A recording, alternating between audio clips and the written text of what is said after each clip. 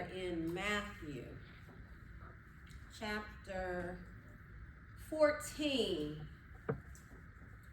And it starts by saying, let's look at verse 15. It said, when evening came, the disciples came to him, talking about Jesus, and said, this is an isolated or remote place, and the hour is already late. Send the crowds away so that they may go into the villages and buy food for themselves. But Jesus said to them, they do not need to go away. You give them something to eat. Again, but Jesus said to them, they do not need to go away. You give them something to eat. They replied, we have nothing here except 5 loaves and 2 fishes, he said. 5 loaves and 2 fishes. He said, bring them here to me. Then he ordered the crowds to sit down on the grass, and he took the 5 loaves and the 2 fishes, and looking up toward heaven, he blessed and broke the loaves and gave them to the disciples, and the disciples gave them to the people, and they all ate and were satisfied. They picked up 12 full baskets of leftover broken pieces. There was about 5,000 men who ate, besides women and children. Again, he says, now they are in a remote area. To give this some context, prior to this moment, Jesus had just learned that his cousin John the Baptist had been killed. He had his head cut off. When he had heard this news, Jesus got in a boat and he wanted to go to a remote place to be alone. Makes sense, right? Mm-hmm. Right. You know, he had just learned of what just happened to his cousin. Mm-hmm. And he wants to get away from, seem like it all, and he gets on the boat and he goes to a remote or a isolated place. And so the problem here is, although Jesus is wanting to get away, to be alone, because of all the buzz that is going around about how he is healing people and all the good that he's doing, he had built a reputation for himself, okay? Mm-hmm. And so he has this reputation of, doing good things and helping people. And so the people had found out where he was, and on foot, they go over there. So we even see here that Jesus can't even really have a moment to himself, because the crowd is still tracking him down because they are pulling on him for ministry. Some would think like, wow, give him a minute. Give me a minute. Have you ever been in a situation where you needed a minute, but people continue to pull and pull and pull and pull on you? And we would think that, really, his cousin just not died. Sometimes people die of, illnesses and things like this. It's one thing to die of an illness, but it's altogether another thing when you're dealing with somebody that has murdered one of your family members. And him and John was pretty close. And so here he is. He's trying to get away, but because of his popularity, because people want to pull on him for even more, they're looking to get something from him. They're on foot. They find where he is in spite of him just learning about that situation. What does that look like for many of us? Can many of us kind of relate to Jesus? Maybe we haven't experienced anything to that degree. But have you ever been going through your own troubles, but that telephone won't stop ringing? You ever had some situations that you had to deal with, but Them kids are still knocking on the door. Mommy, mommy, mommy.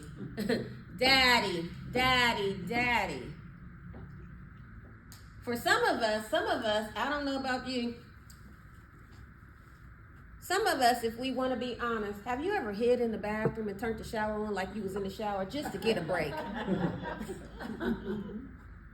Or have you pulled up to the house and just sat in the car because I need a minute. I need a minute. I need a minute. Right? You ever just pulled up in front of the house and just said, no, I ain't going right in because I know as soon as I go in there, it's on and popping. Because so many people are dependent on you.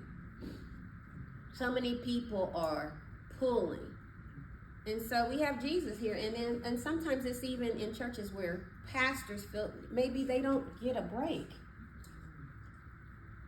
You know, people are always demanding your time. They're always demanding your research. They need this, they need that. Somebody's in the hospital. But then sometimes, if we may be honest, do you ever just say, what about me? What about me? Can't they call somebody else? Did Mom say call Tyrone? Charles, get her. Did you say they better call Tyrone?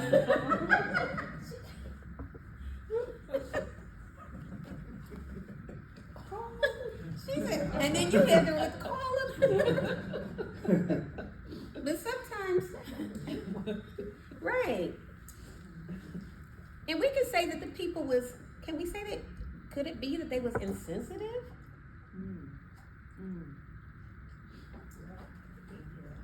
I mean, the text isn't clear about if they knew it or not. They knew where he went. So if they knew where he went, if you know that much, perhaps you even knew what he was perhaps dealing with. But it doesn't stop them from hunting him down. You ever have somebody that know you are dealing with a lot and they'll call and be like, you know what? I hate to bother you. I've done it. I've done it to my kids. Like, oh, I know you're busy, but let me ask you. Why do we do that? That's so insensitive. And also, it could be a little bit of entitlement. You're going through that, but forget that for a moment and focus on me. I got something that sometimes we feel like our stuff is so urgent or so important, and we're too insensitive to think about what are they going through. He had already been, doing all this good stuff. Can't you give the man at least a couple of hours? And some of us, we've been on the side where we've been the ones who people are pulling after. And then sometimes we the guilty ones where we're the ones guilty of being insensitive and wanting people just to focus on us. And so he's over there. And so let's look at what his response is. Because I don't know about you, my response, especially if I'm having a moment, if somebody act like they ringing my phone. Ring. Okay, ring.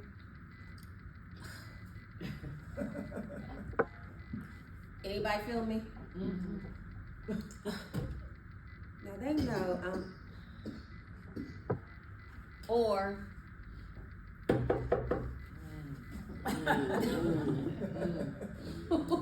y'all know what I'm doing? Mm-hmm. Right. Mm-hmm. Or you might be on your way going into the church service or whatever, and you don't want the praise team to punk you into praising the Lord. We got some praise teams that be like, get up! And you be like, whoa! Trying to force you, And it's all right to encourage people to praise the Lord. But sometimes people, as a sidebar, let's take a sidebar. Everybody's praise and worship is different. Yeah. Just because I'm not jumping up doing exercises, doesn't mean that I'm not praising, because sometimes people are just they're just blessed to just be in the house. You don't know what the struggle was to get out the house to get to service. And sometimes you need that moment, and maybe there's a conversation that's going on between you and God because of whatever you're going through. Sometimes people need a moment, so we need to give people some grace there. Don't be trying to punk nobody into joining you into how you praise. But sometimes it's even in church, you hate to see a certain person coming because you know that all they're going to do is pull on you. And so, but then there's times where you still have to put on your game face and do ministry. But let's look at how Jesus responded to that. Let's look how he responded to that. And so it says, let's get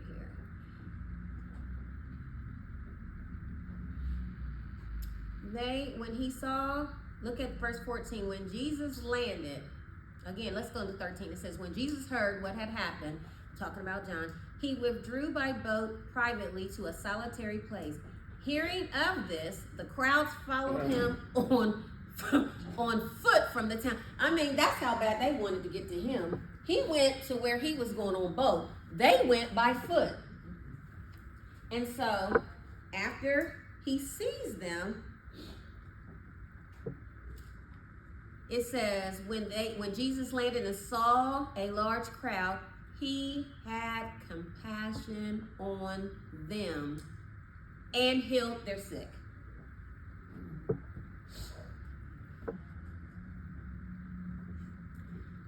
That's what his response was.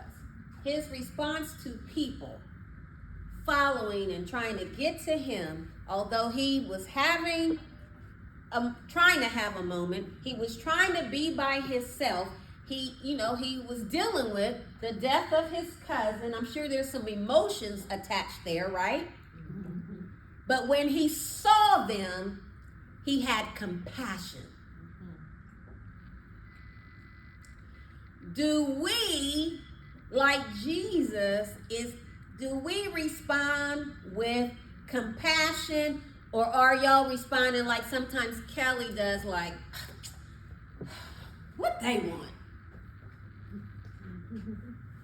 Because sometimes when we're dealing with stuff, especially with death, or we're grieving something, or we're going through some kind of traumatic situation, or we got some real heavy problems or situations going on, when somebody needs something from us, or we know that somebody else is going through situations, because here the people are sick, so they have some issues.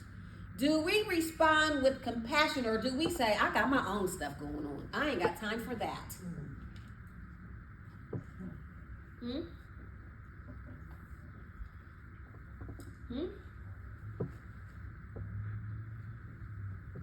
I'm dealing with my own situation. I got my kids is off the chain. I can't help them with that.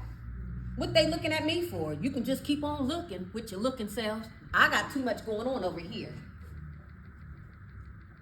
Or do we, like Christ, put our stuff on pause to help other people?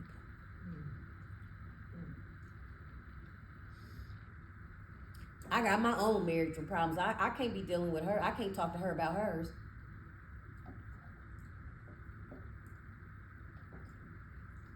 I don't have time to talk. I need to get somewhere and sort out my own life. Do y'all hear what I keep saying? My own. I don't. And there comes a time in our lives, especially if we're going to pattern ourselves after Christ, because this is something that Christ is doing. Christ basically put what he was going through on pause to assist somebody else. Guess what that is? That's sacrifice.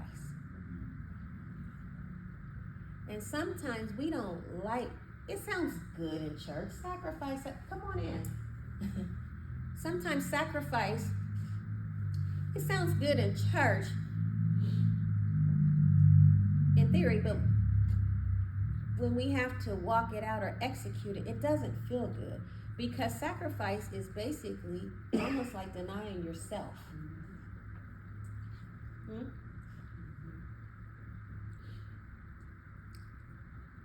We see here he's sacrificing his time because he's dealing with him, because he moved from compassion and then he went on and helped him. He healed him.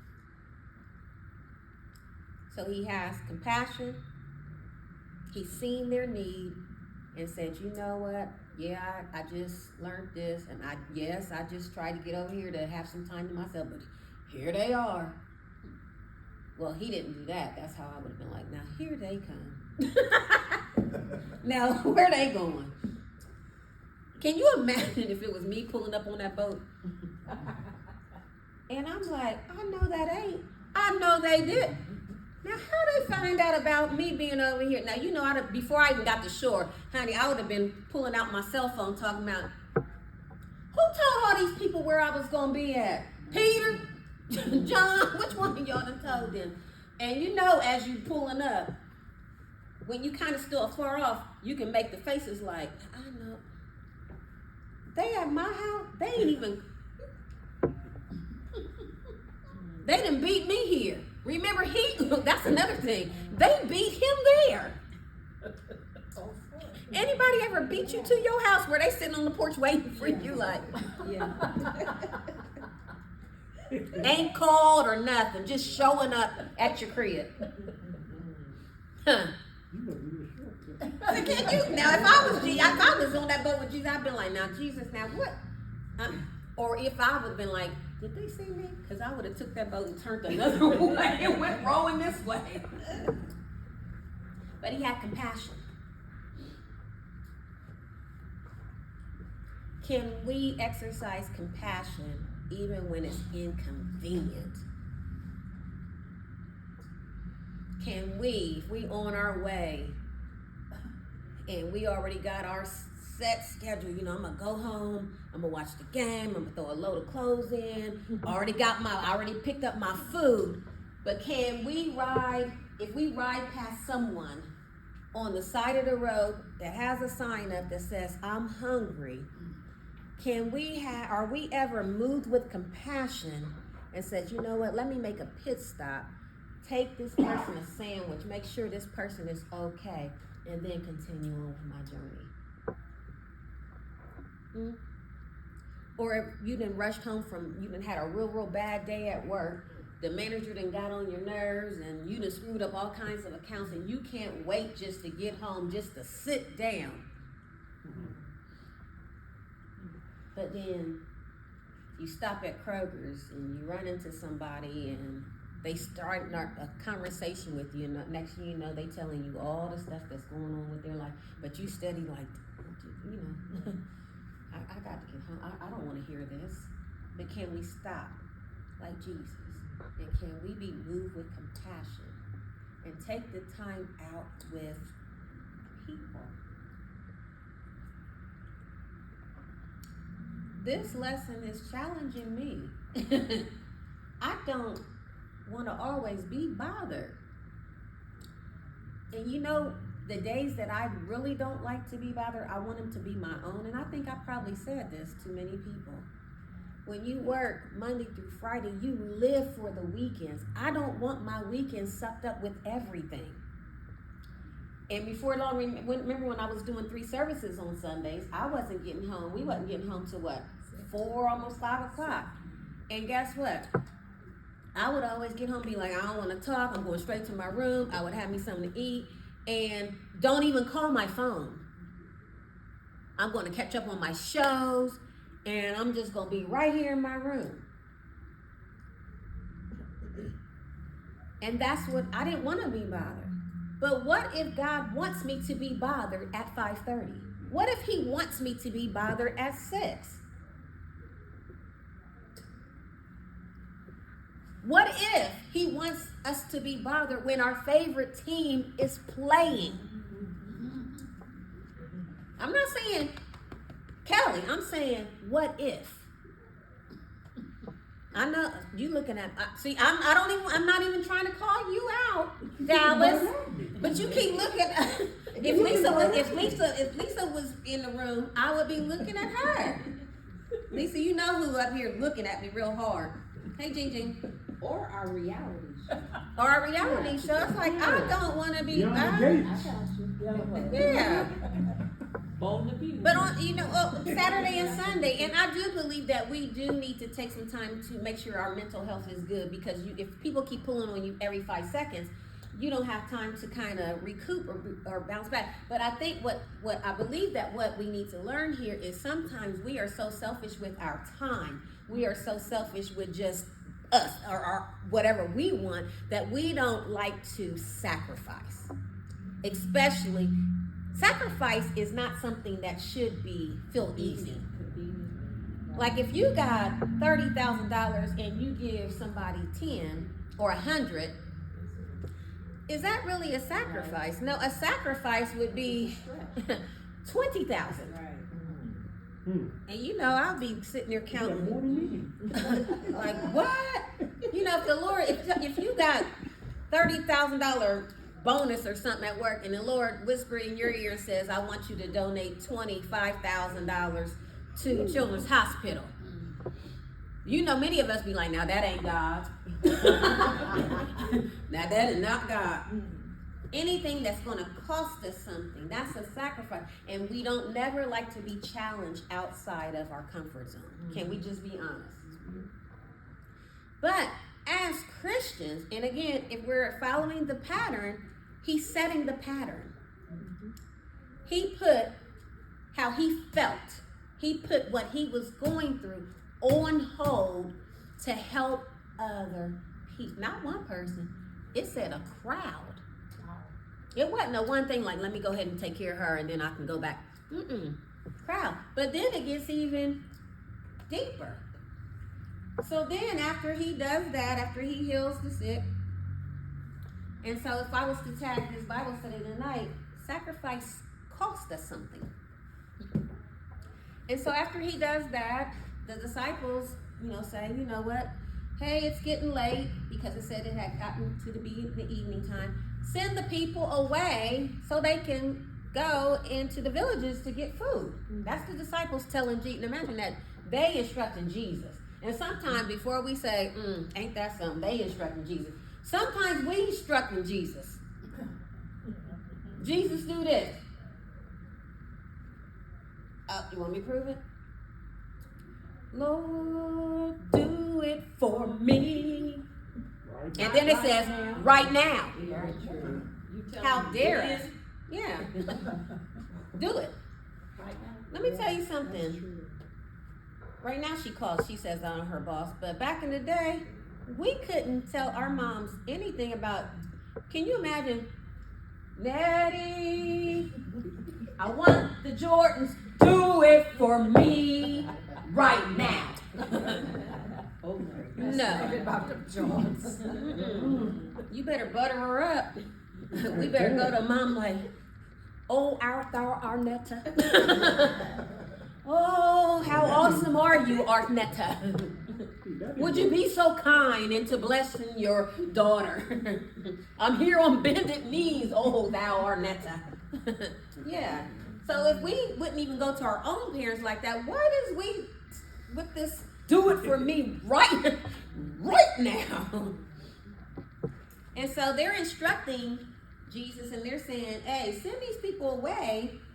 And they meant good. It's getting late, and they need to eat, and we're in a remote place. There's nothing where they can get nothing to eat here. Send them into the villages so they can eat. But then here go Jesus with these responses that Jesus is giving to these situations. He says, you give them something to eat. I wonder if Jesus said it like, you feed them. But he was saying, you give them something to eat.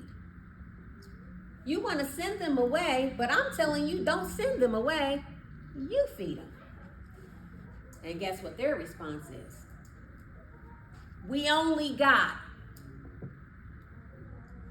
2 fish, 5 loaves of bread. Did y'all hear that? We only got. Jesus is telling them to feed. There's a goal that Jesus wants them to meet, and the goal is to feed them. And they say, we only got. Meaning that this is all we got, and you're telling us to feed them. We ain't got but 2 fish and 5 loaves. We only got. In other words, have you ever been challenged with something and you say, I only got. When we say we only got, what are we really communicating?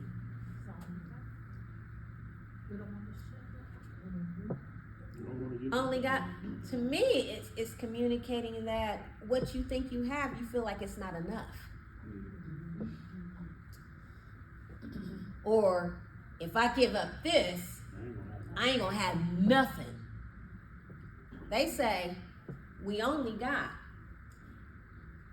And that's pretty much a response that I believe that many of us would have responded to.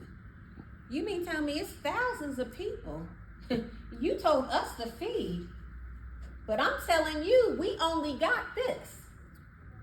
And sometimes that's what God will do to us.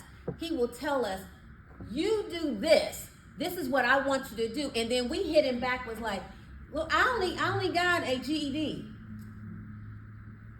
You want me to go out here on stage and deliver your word or go to speaking engagement. I only got a GED. I haven't been to college like that, Lord.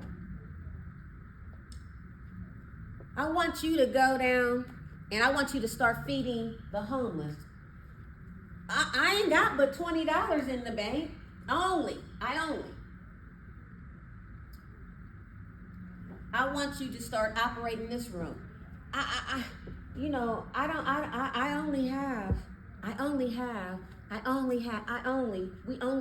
only. How many times have you said, I only? In response to something that God has told you to do. You're looking at your resources and saying, I don't have much. You want me to do what? I'm not like my brother. I'm not like my sister. I'm not highly educated like they are. And you want... I haven't been trained. I don't have enough equipment. I only. How many times have we responded that way?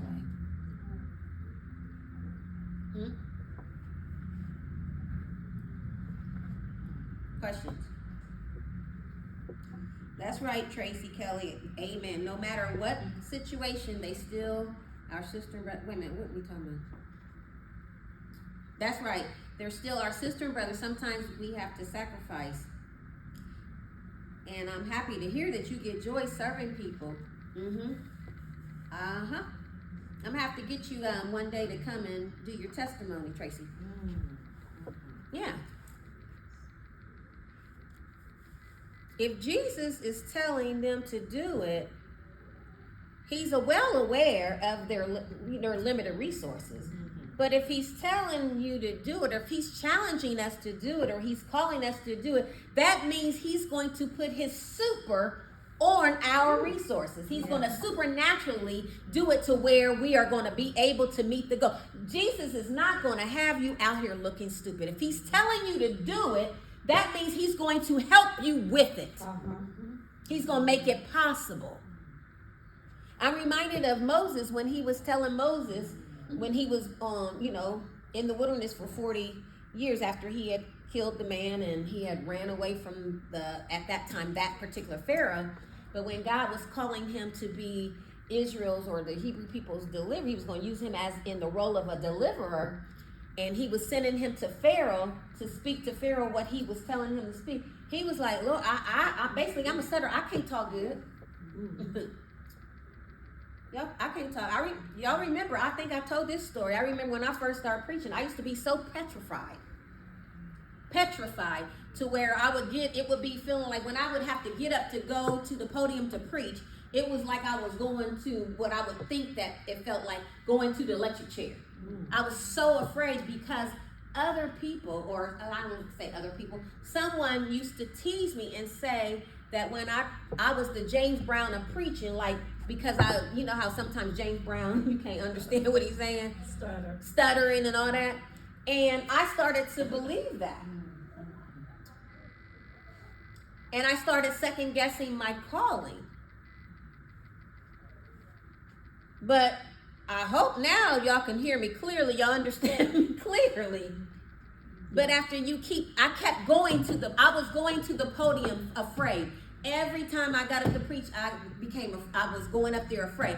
To eventually, to where I now am more comfortable, because now I'm comfortable in the role that God has called me in.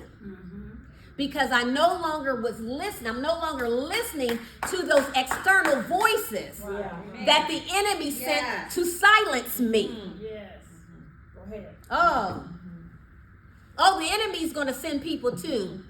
God's going to send people to support you, but the enemy is going to send people to silence you. If God is giving you something to say, or if he's calling you to preach, teach, or speak, or whatever magnitude that is, whatever he's calling you to do, entrepreneurship, whatever he's calling you to do, there's a real enemy that's trying to shut you down. And you may stutter a little bit, but you keep on stepping up there. You may be a little nervous and get your words twisted up. Keep stepping up there. Eventually, with practice, you'll get better. So no. Now, there is something about you need to be you walk in humility. Don't get arrogant. But remember, if God is telling you, if he's giving you that directive, he's got something planned. If he says, give it away, give it away. He's got something planned. And sometimes what he's looking for is he just wants to test you to see if you are obedient. Questions? Hey, Carolyn. Hey, everybody. I didn't welcome everybody online. Hey, everyone who's watching. And so, he says, you do it. And they respond, we only got, and guess what he says? Give it to me. Give it to me. Give me the little that you think you have. Just give it to me. And what we see here is that Jesus, he takes the 5 loaves and the fish and he looks towards heaven. And then he gives thanks, or it's blessed or thanks. It's the same thing, means the same thing. He gives thanks for it, and then he breaks it, and then he gives it back. Let's park a little bit. Can we park there for a little bit? What is happening here is when he says, give it to me, what we see that he's doing with this is he is demonstrating to them how to make it. Let me back up. I don't want to get ahead of myself. The demonstration that he is doing here is he's showing how to take a little and make it a lot. He's demonstrating to them. He's demonstrating how to make a little turn into a lot. Because what we see at the end, we see that once he gives it to the disciples, and they pass it out, the Bible says that everyone that they gave it to was satisfied, and then they had 12 baskets leftovers left. So they went from 5 loaves and 2 fishes to everybody getting fed, not just a little bit where they still, I could use a little bit more. Everybody was satisfied, and then they had 12 baskets of leftovers. Wow. Where they do that at? How is that? Well, come here a little closer. In order to get from a little to a lot, it began with acknowledging where what you think is a little came from. Right. He looks to heaven.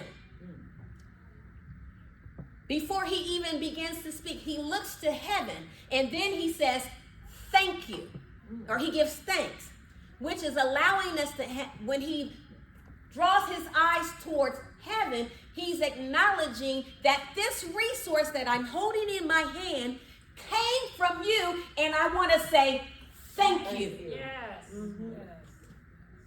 Far too often, we only say thank you when we got our pockets is full. Oh, I got a check in the mail. Oh, I got favor. Oh, yeah. And some of us, we shouldn't be doing it. We didn't hit a scratch off. Oh, I didn't hit for $100. I got $150, and some of us are still playing the lottery, and we didn't hit. Well, however we get our blessing, we're good at saying, "Oh, thank you, Lord, thank you. I just got paid. Oh, I got overtime on my check. Or we got all of it." When we're in abundance, it's thank you. But what Jesus is showing us is that he's even acknowledging that even when we think we don't have enough, the little that we do have, we still need to say thank you. And we need to acknowledge that if it wasn't for God, I wouldn't even have this. That's right. That's right.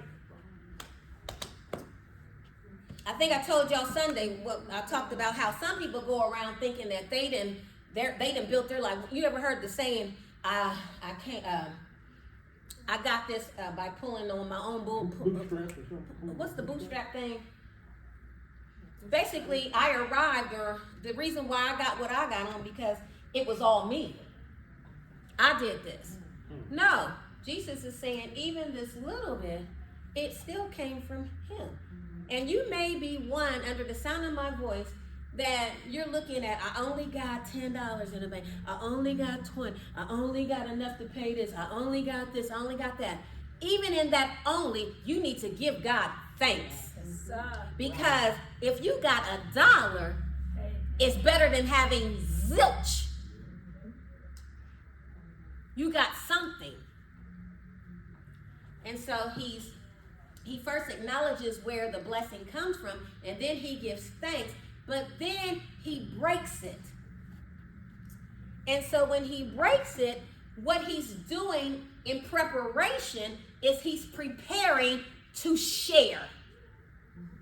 Because if you got a whole loaf and the goal is to feed the people, when you're breaking it, you're making portions, right? When you're breaking the bread. So if I break, somebody give me never mind. Let me have this napkin. If I have this whole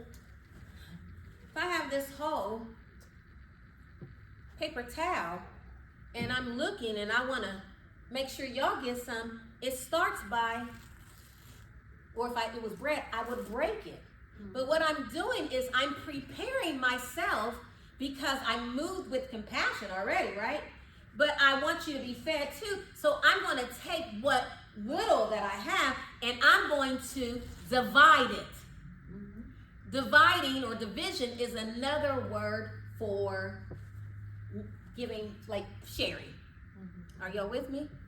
And so when he was willing to divide it, it was an act that's saying, I'm willing to take the little that I got and I'm going to try my best to make sure you get a piece, you get a piece, you get a piece. Well, it sounds like Oprah. You get a car, you get a car, you get a piece, you get a piece, you get a piece. After he breaks it, he doesn't give it to the people. He gives it to the disciples. They started with it. When they said we only have, he says, give it to me. So that was Jesus demonstrating how to go from little to a lot.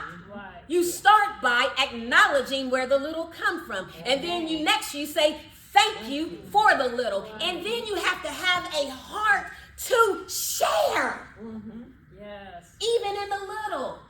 You need to have a heart to share by dividing what you have in order for somebody else to have some.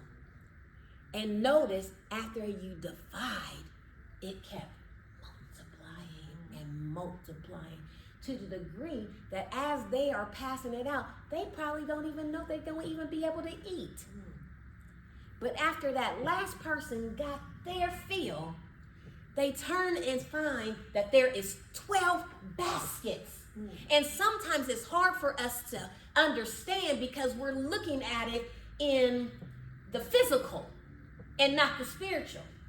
This isn't something that happens normally, but when Jesus is involved in it and you're willing to give and you're willing to share and you have a heart of gratitude for what you have and you got this heart of willingness to share, it can't help but to multiply. Could it be that the reason you still broke is because your hands is clenched and you don't like to sacrifice nothing? Again, sacrifice costs something.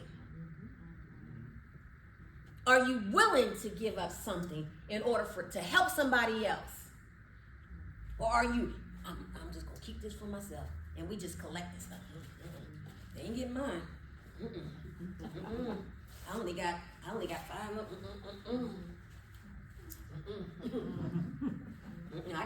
This got stretched all week.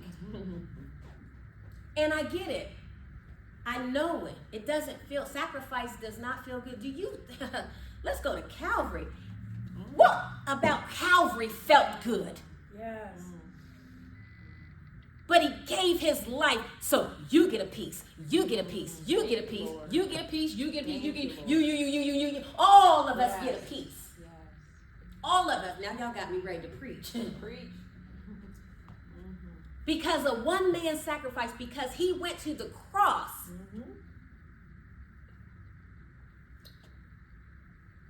He was willing to share in the breaking of his body. He was willing to share with us.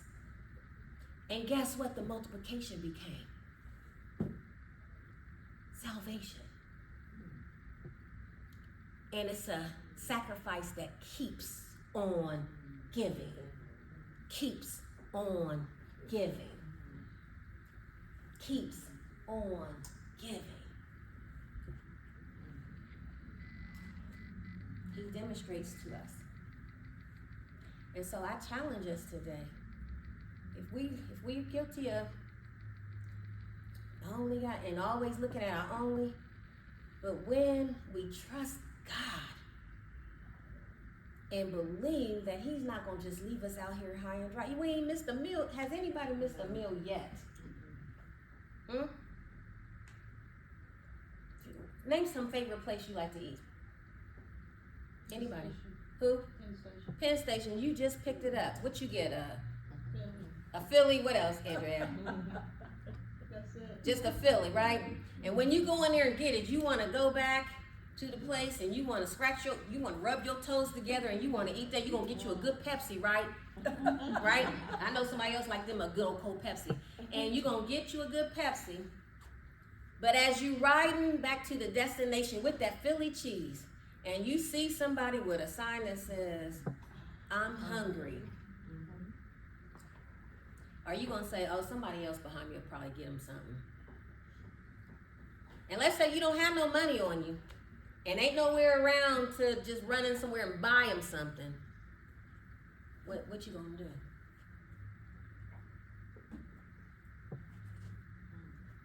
Are you going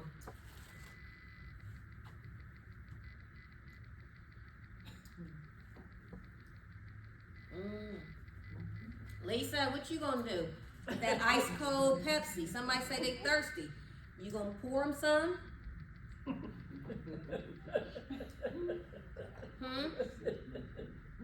You gonna pour them some? I'm Jackie. If somebody just gave you them good old oatmeal cookies, you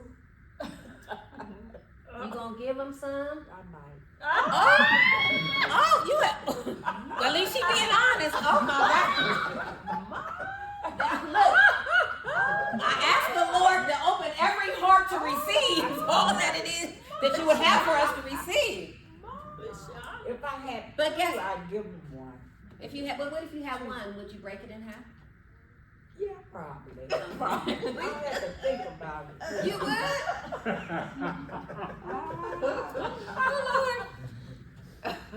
Lord, I ask that you open every ear to hear and every heart to receive this word. Yeah. it gives, I mean, all of us have these challenges because we want, let me tell you something. There, I remember, I don't know if I told this story, me and Tracy Tyree went to Woman Darley's in 2014, and at the time Gladys Knight's restaurant was open. And we went there to eat, and if anybody's ever been to Gladys's restaurant, it was too much food to eat in one setting, so we was bringing the rest of the food back to the hotel. When you're at a conference, you live for your leftovers in between sessions, right? So we're walking, and we're walking back to the hotel, and somebody, I'm hungry. And so I said, well, here, you can have this. So then me and her go back the next day, because we big bags. We went back the next day to eat again. And this time, same person came running for me. And my friend said, nope, not today. Here, you take this $5 and you go get you something. You're going to leave my friend's food alone. But she dug in her pocket and she brought out a bigger bill than normal because she was trying to make sure I got it. Because this food, it wasn't leftovers. We got a to-go order. But I was so afraid. I'm too afraid. This is one thing that I'm too afraid. I'm too afraid to deny somebody something to eat when Christ requires us to feed the hungry. I don't ever want to get, and she met his need. She gave him money to go get some food. But I never want to be in a place to where I look at something that I have to eat and I know that I could go back to get me some more, or I could go home and eat something different. I am too afraid to walk past somebody and say, somebody else can, give them something to eat.